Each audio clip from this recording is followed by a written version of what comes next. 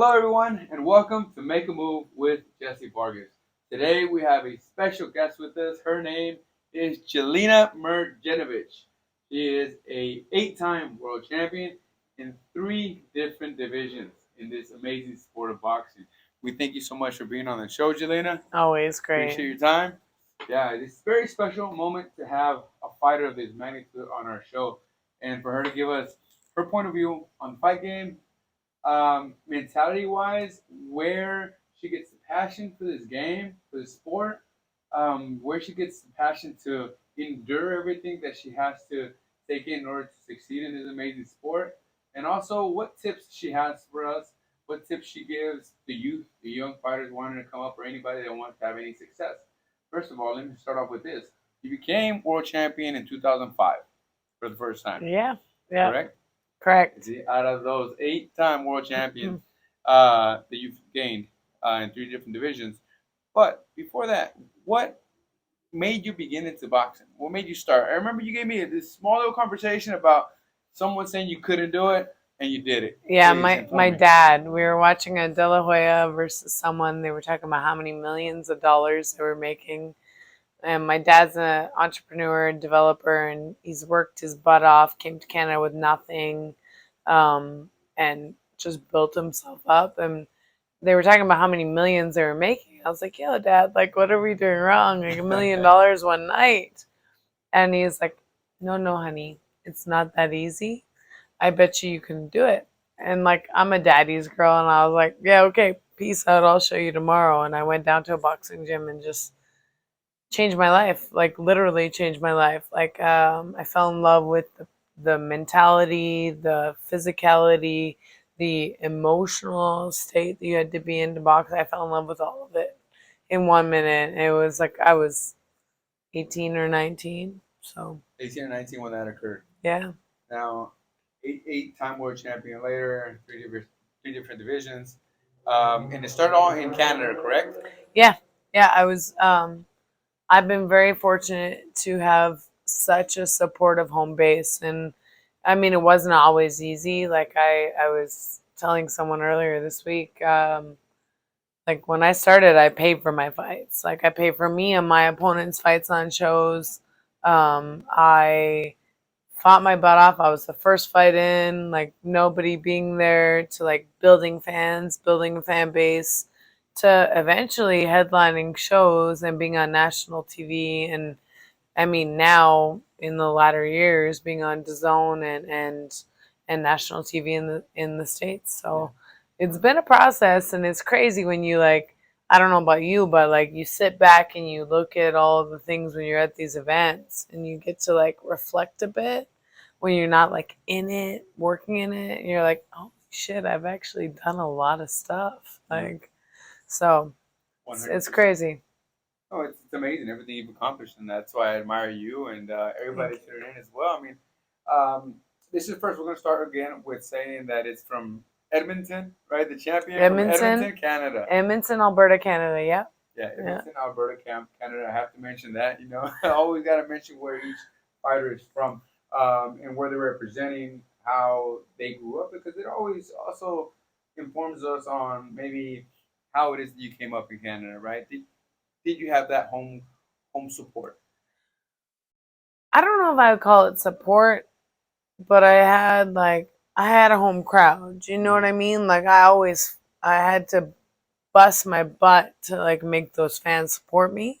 I was, you know me, I'm very like, what you see is what you get. I'm in Yeah. your face, and I was always having to be in people's faces, being like, "You coming to my fight? Are you sure? When are you coming?" Like, I was that kind of person, but that's just who I am. Yeah. Like, um, and so I had to hustle, like big time hustle when I started. And I mean, I haven't fought in Edmonton for a long time, but like, when we fought there, we sold out the venues.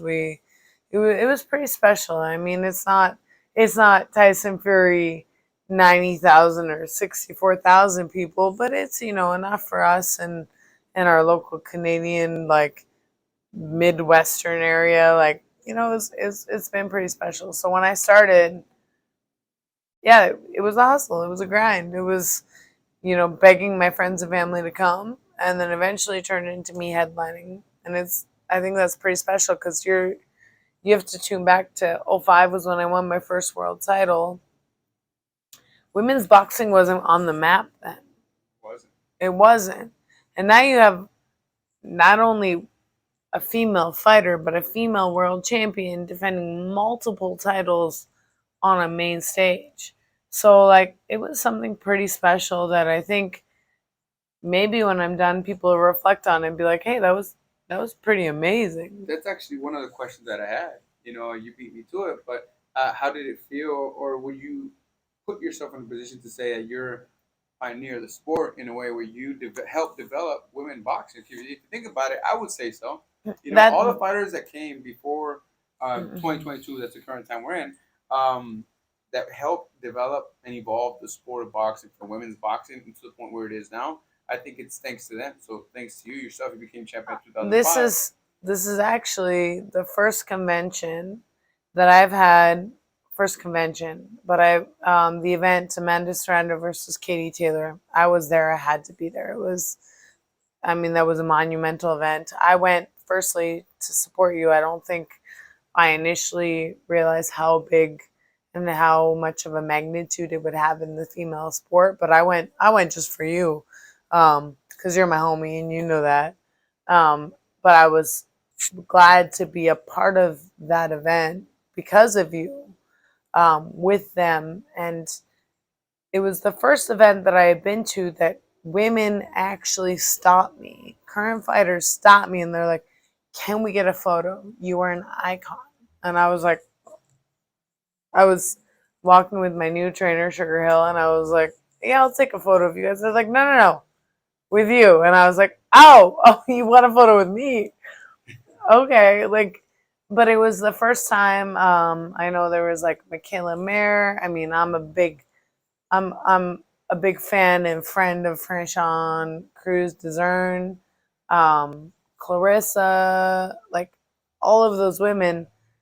I think they finally realized that we're the reason why they were there. There was the Layla Ali's, the Mia St. John's, the Christy Martins, the Lucia Rikers, and names and names and names before. Like Jackie Nava, recently retired, just retired this year, was honored at the WBC convention and now honored at the WBA convention. Um, she was always known as like the Princess Azteca, and now she's La Reina.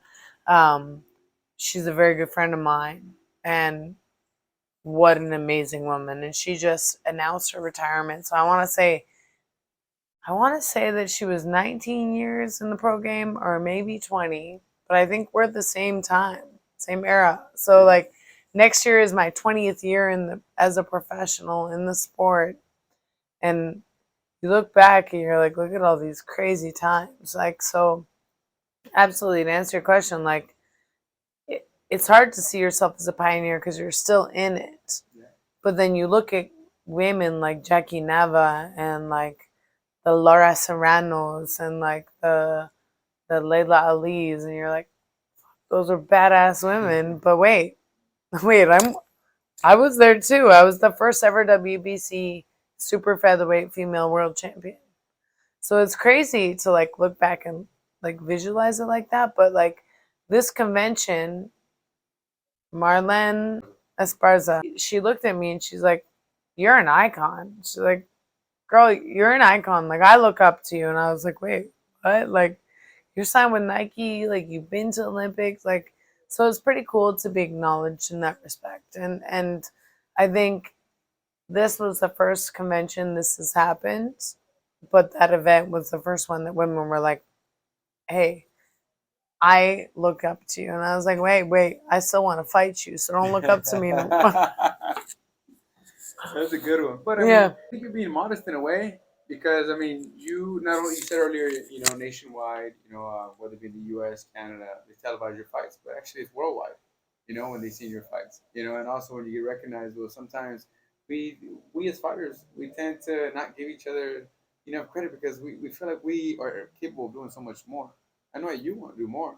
Oh, You know, any person at all, one that they be a fan, casual fan, or someone that's literally very invested in the sport, they'll say, "Wow, Jelena is a 8-time world champion in 3 different divisions." And we all Soon to be respect it. 4. Going to be 4, still active. We're not done yet.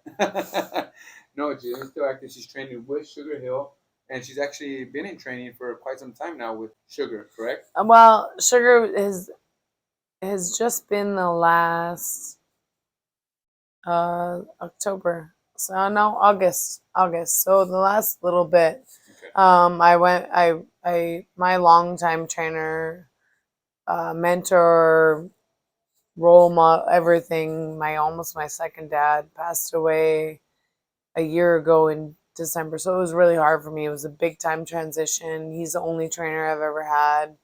Um, Not that I ever want you to imagine it, but imagine losing your dad.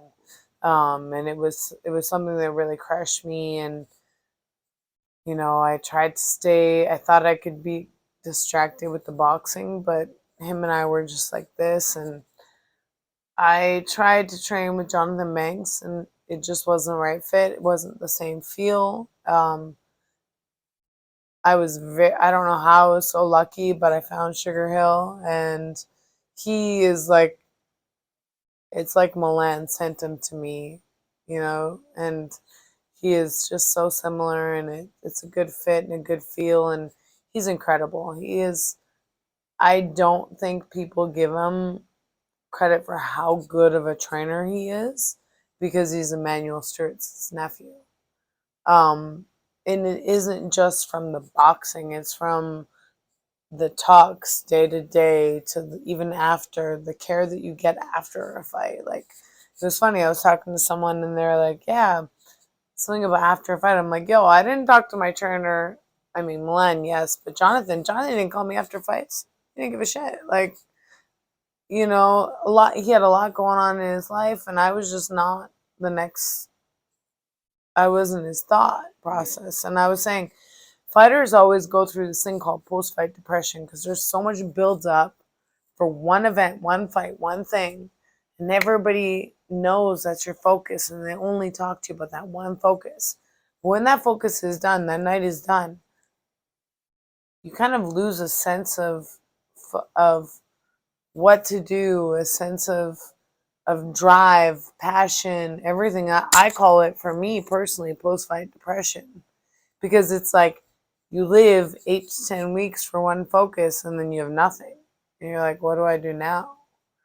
Nobody's talking about anything. Nobody's even checking in with me. Like, what the heck, Like, um, and Sugar is such a different type of trainer that, like, even Anthony Durrell fought Caleb Plant, lost. He phoned Anthony every day for like 2 weeks at least. Sugar Hill, Tyson Fury, even though Tyson won, he still talks to Tyson every day. I mean, he came to me with this. Yeah. Like, so he's above and beyond a regular trainer. In my opinion, I don't think he gets enough credit. I mean, that's what makes him who he is, and that's what helps him develop the bond. Not that he's doing it intentionally; he's just being very authentic It's with just it, who he right? is. Yeah, You've met him, yeah, you see exactly, him. That's just how he is. exactly. I like that about him as Yeah. well. That's why he's so connect. He's so connected. I can say What'd you say? methodically connected. He's a real one. Exactly. That's what I told Yeah. him. I told him that this afternoon at the WBA convention, Yeah. right? Because I can tell the character, the person that he is. But going back to what we're saying with his relationship with some of his fighters, him as a trainer, any trainer in general, if they stay in contact with a fighter, it helps them develop a certain relationship and bond, right? That they're able to have this chemistry that one can have, say, in the corner, one can be there conversating. You're so anxious, your energy is on a different level. And that's but the you thing. understand somebody that you respect and You you're so read used to. them. Yes, you read each other. All right, this is what they're saying. Okay, this is what he's saying. This is what he wants. But It it's not sticks. it's not monetary with him. It's purely like he wants to win. He wants the best thing for each fighter. And so I think that's what's special. And so even though we haven't been training a long time together, it's the gelling happens because again, he doesn't need to take time out of his week to come and hang out with me as a fighter in Vegas December 17th for a world title eliminator.